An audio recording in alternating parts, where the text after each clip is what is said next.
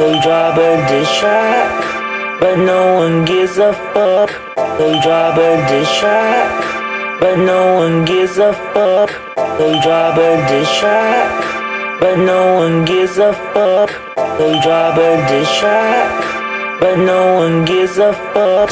So yeah, I sampled your voice, you was using it wrong. Live in front of the cameras on your own sitcom. Yo, Max, why the fuck you making diss track? That shit was ass. I don't know what you take me as. Or you wanted the war, now you want the war. The burn would be more impactful using a direct comparison rather than the random nonsense you decided to go with. Back a nigga trying to make a living off of dissing.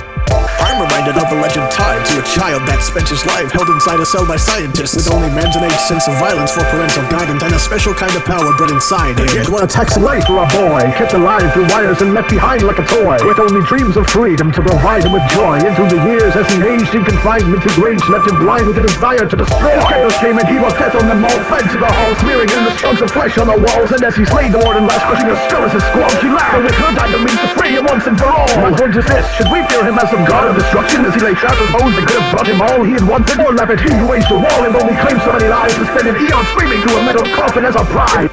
You cannot portray yourself as a Sigma Fonk, untouchable rap god, while at the same time producing rap songs sponsored by Opera GX.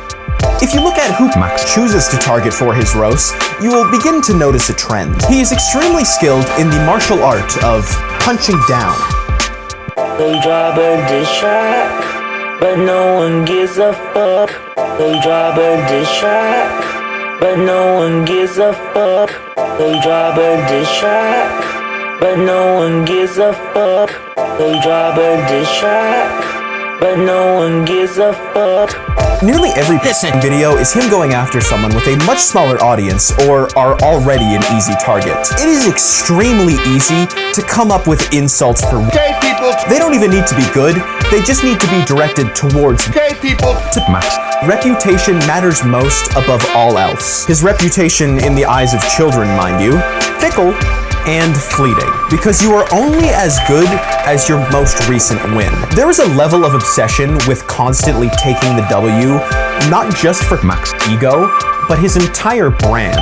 Keemstar was doing it on Blog TV nearly a decade ago. It was embarrassing back then, it's super embarrassing now, and Max is the self-proclaimed god of the activity, using his ability to say vaguely insult-sounding sentences to amass an army of children that view him as a messiah of Sigma, a saint of slander.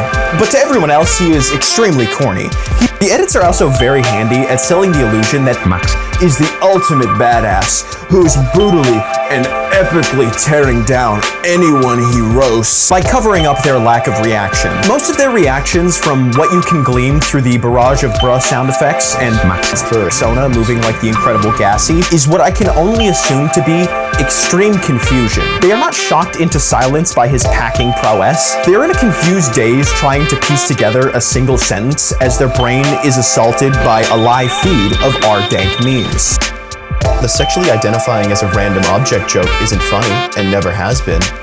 They drop a diss track, but no one gives a fuck. They drop a diss track, but no one gives a fuck. They drop a diss track, but no one gives a fuck. They drop a diss track, but no one gives a fuck.